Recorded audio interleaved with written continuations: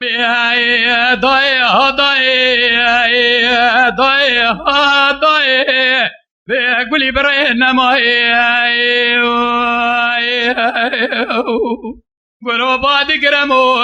امو دی گوتی حزنای دی گوتی پریزا دی خانگی خارب برام شرگال مچه بو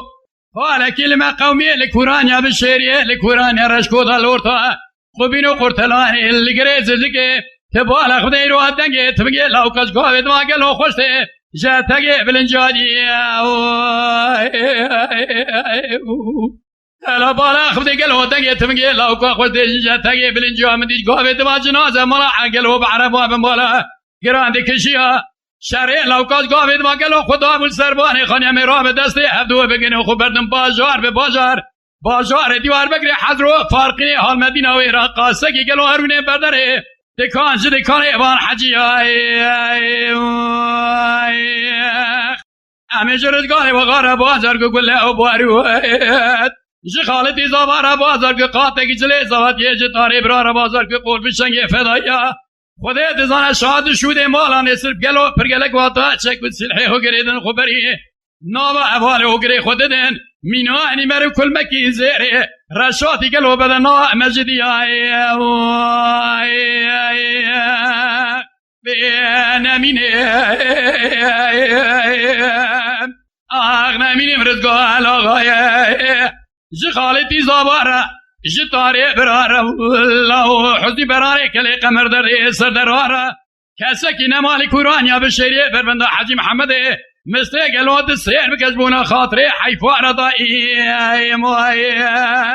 امان دایی ها دایی بی دایی ها دایی وی دایی ها دایی بی گلی بره نمایی گلو بادی کرمو امو دی گوتی حزنای دی گوتی پریزو دی خانگی خارب راب دیران دی سواد صد بیچار علم دیران برا خینجی دایی کاتا کس نبیجا دیران برخی لولو لو راب می دسته عبدو بگیرن گلو خوب بردن بازار جوار بگری حضرو فرقینه حال مدینه و ایران جب پیای مالا نیسرا بازار بگیرن حالت حرب احمالی باوی خزب سنیان سیسک مالی مالا نسرا بازار گل و سیف قول فیشنگ فدای زانمای قیتان کیرای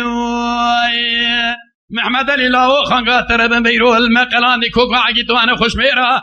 حیوان من نای کش نام علی باوی خزب سنیان اسمی سک مالی مالا نسر حیوان تیل الویه حالا بالا خونه او اسمی چوا دسته جوته خانما بگرن جبر جا بلک درخن بچاوی مدو میرای از نمینه برزگوان آقای خالص آبای طاهر برای حمید میرای حضنی برای کلی قمر دردی سر دردای